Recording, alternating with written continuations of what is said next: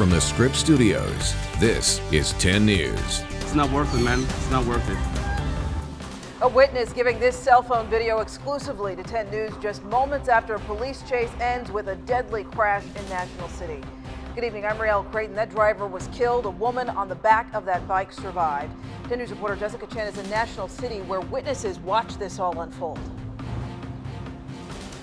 That's right. They tell me they saw the motorcyclist speeding away from police, and he was going so fast he lost control of his bike. He went into this parking lot and then slammed into this wall. You can see the impact of it was so big. There's a hole and marks on the wall where he hit.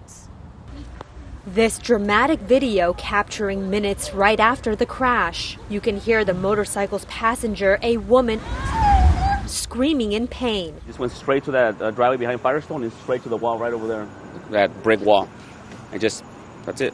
The torn up motorcycle on the ground, the biker dead on scene. It's not worth it, man. It's not worth it. Juan Zapata shot this exclusive video after seeing them speed by. I'm like, wow, that guy's going pretty fast. I mean, for a street. And the lights turned red. Police say the motorcyclist led officers on a chase after running a stop sign. He got on the 805 South trying to get away before getting off on East Plaza in National City. He revved the bike. I saw the cops behind him. Juan says the 23-year-old biker ran lights and nearly missed a car while speeding down the street. I heard the throttle. He just went, boom, boom, boom, boom, boom. I mean, revved the bike and straight, completely blew the red light, but turned to like his left. It's also how he lost control, driving into the Firestone parking lot and then into the cinder block wall. I mean, literally straight to the concrete wall. Police shut down the streets for hours. Juan says he couldn't believe this all happened in front of him. The bike is like in half. Police say they think the motorcyclist had a suspended license, and as for his passenger, she was sent to the hospital. She is expected to survive. In National City, Jessica Chen, 10 News. Okay, Jessica, thank you.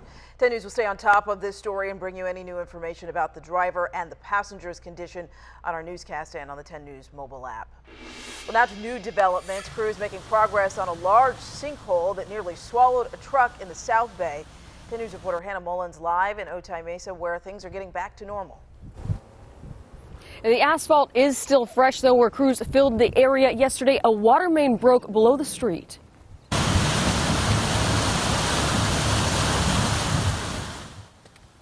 Neighbors say they heard what sounded like an explosion and ran outside to find the rushing water. Workers turned the water off, but as the asphalt buckled, the hole kept getting bigger. Now, last night, SDG&E crews worked to fix gas pipes and electric lines. After a night without water, it is back on today, but neighbors worry the street may open up again. They say crews have been working to patch up parts of the street for months. I'm pretty sure that that's one of the reasons why this hole just appeared, all this blue sky. So yeah, obviously there's got to be something with the digging.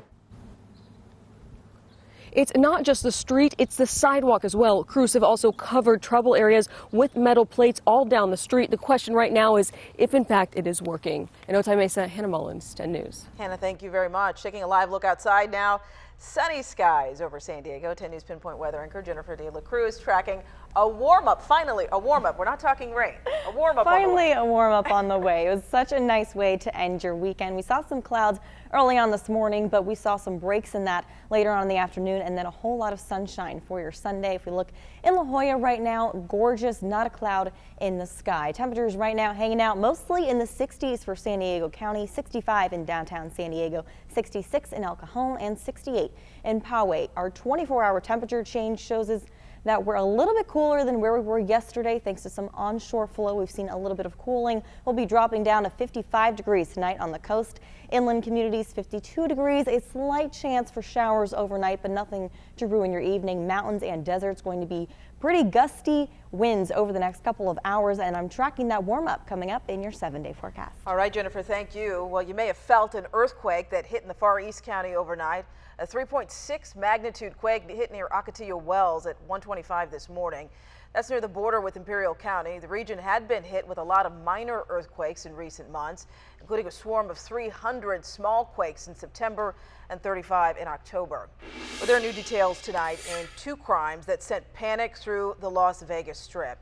Police say the man who shot and killed one person and wounded another on a bus yesterday started shooting for no apparent reason.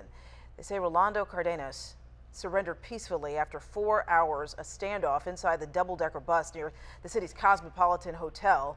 That shooting just hours after a robbery at a high-end jewelry store at the Bellagio Hotel yesterday. New video shows 3 men wearing animal masks making their getaway. The thieves used sledgehammers to smash their way into the Rolex store. They have not been caught. Now to a developing story. The finger-pointing continues in Washington over the failure of the Republican health reform bill. ABC's David Wright reports that President Trump is leading the charge. Today, President Trump blasted conservative factions in the Republican Party for betraying the effort to repeal and replace Obamacare, tweeting, "Democrats are smiling in D.C. that the Freedom Caucus, with the help of Club for Growth and Heritage, have saved Planned Parenthood and Ocare." The chair of the House Freedom Caucus responded on ABC's This Week. No one has been more self-critiquing than me. I still believe that there is a good chance, if moderates and conservatives can come together, that we repeal and replace Obamacare, bring premiums down, cover more people. The head of Heritage had no apology, insisting the Republican plan would not have lowered premiums. President Trump, he said, "I agree with you. We can now get a better bill." But the Democratic leader in the Senate says health reform is dead, at least for now. The American people hated Trump care. The more they learned about it, the more they didn't like. Chuck Schumer offered to work with Republicans to reform health care under certain conditions. We have ideas, they have ideas to try to improve Obamacare. We never said it was perfect. We always said we'd work with them to improve it. We just said repeal was off the table. House Speaker Paul Ryan is also under fire for the failure of health care reform. But today, White House Chief of Staff Reince Priebus defended the Speaker. The president doesn't blame Paul Ryan. In fact, he thought Paul Ryan worked really hard. David Wright, ABC News, Washington.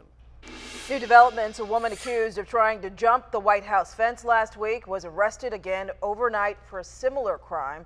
The Secret Service says that Marcy Anderson got tangled up by her shoelaces on the White House fence on Tuesday. Agents helped her down and then arrested her. She was released from jail in order to stay away from the area, but early this morning, agents say she tried to jump the fence at the Treasury building, which is right next to the White House.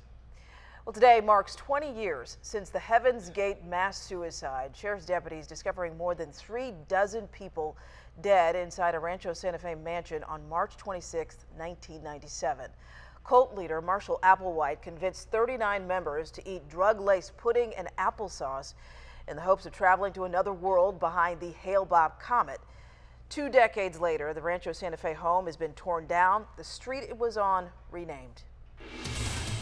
An update now to breaking news we've been tracking since this morning. Police still searching for suspects in a massive shooting inside of a Cincinnati nightclub.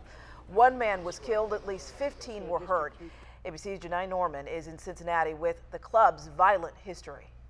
This parking lot is empty now, but was the scene of chaos late Saturday into Sunday when a night out at this club turned deadly.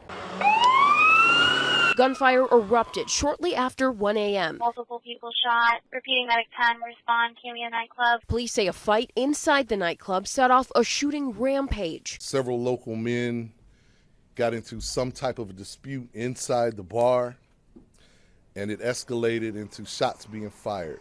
With bullets flying, hundreds of people inside the club scrambled for safety. People was running, trampling, stepping over us, everything. I kind of like scarred my arms and my knees up, falling on the ground. Those bullets hit 16 people. 4 police officers patrolling the parking lot rushed to help, but couldn't save the life of one victim, 27-year-old O'Brien Spikes. Police say a few men were able to bring guns into the club despite security measures, including guards using wand metal detectors to check clubgoers as they entered. There were 2 shootings outside the same club back in 2015. We have had incidents here in the past, but this is the worst by far. Cincinnati's mayor says there is no evidence that this shooting was tied to terrorism, but adds they've been terrorized by gun violence, innocent victims. And tonight, this community still reeling as more than a dozen victims are recovering and the suspected gunmen are still on the loose. Janai Norman, ABC News, Cincinnati. A developing story. Russian opposition leader Alexei Navalny arrested in Moscow today at a rally he organized against government corruption. A number of other protesters were also arrested. Thousands crowded into Moscow's Pushkin Square. It's part of a wave of demonstrations taking place throughout the country. Today's protest focusing on reports that the Prime Minister has amassed a collection of mansions, yachts, and vineyards. Tomorrow, the Navy will hold training exercises from 10 in the morning until 1 in the afternoon at Naval Base Coronado. If you're in the area, you may hear blank weapons firing and simulated grenades. The training will also take place at the same time and place on Tuesday. I wish I could give you more. Harsh words from the judge sentencing a man in an animal cruelty case that sparked international outrage. And a huge gift for UCSD, the former student turned teacher donating tens of millions of dollars to the school. Spotty showers possible overnight, and we'll be back in the 80s pretty soon. I'm tracking a warm up in your 7-day forecast. 10 News is